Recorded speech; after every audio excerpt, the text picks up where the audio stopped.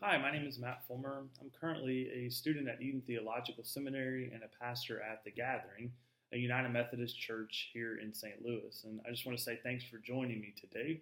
I'd like to take just a couple of minutes to share with you a little about why I'm excited about being in ministry at this time. Now, I've been asked before why in the world I would want to become a leader in an organization that is in decline, and many believe that will not be in existence in 50 years, the church. Now, see, there's a lot of anxiety in churches, especially in mainline denominations, about the current state of the church. And so why in the world, people ask, would I want to enter into that environment where churches are in decline? Now, while I don't agree with everything that Bill Hybels says, I do agree with his statement that the local church is the hope of the world. That in spite of the church's challenges, the local church, maybe in different forms, in different ways, is the means through which God has chosen to make the most impact in people's hearts and people's lives, and therefore in society as a whole. You see, our culture has no doubt dramatically shifted in the last few decades, and being a follower of Jesus is less an expectation and more a surprise and an anomaly in our culture. There are a diversity of faith claims, giving people a lot of choice when it comes to their faith lives. And there may be some drawbacks to this shift, but there are also many advantages, one of which is the opportunity to recreate the church and how we engage those people not following Jesus. You see, since churches and Christians don't have a corner on the faith market anymore, we as churches and church leaders have to work harder to demonstrate the true value of a life of discipleship with Jesus. Churches are having to shift from the mindset of simply receiving people to leaving the church walls and engaging culture out in the streets through a lens of faith in Jesus. And this fundamentally takes experimentation and creativity.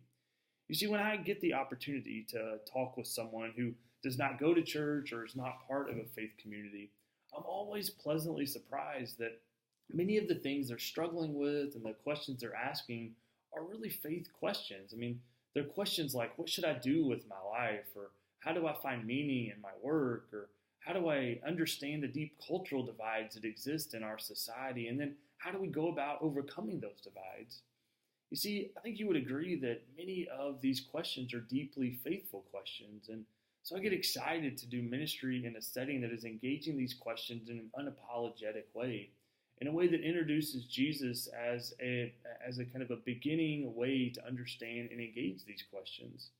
See, in conclusion, in 50 years, it would not surprise me if the denominations that many of us hold so dear are no longer around, or maybe they look a lot different than they do now.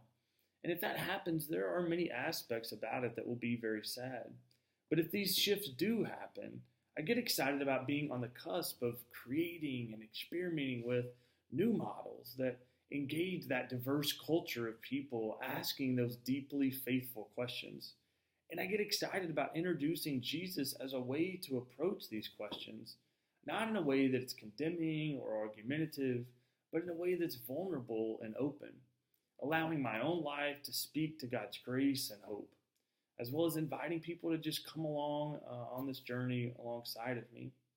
So while this time in church might be scary because the future seems unclear, I believe the church is in a time of recreation and resurrection. You see, as a person that believes in the power of resurrection and what God can do, I could not be more excited to be a part of ministry at this time. I mean, just yesterday, I was able to take part in and lead an Easter worship service at the Gathering. And we were thrilled that we had over 3,000 people join us for worship. And I walk away from experiences like that, believing even more deeply that people are hungry for community, a community that speaks to and lives out God's love, and believing more deeply that God has a bright future for the church, not a dark one.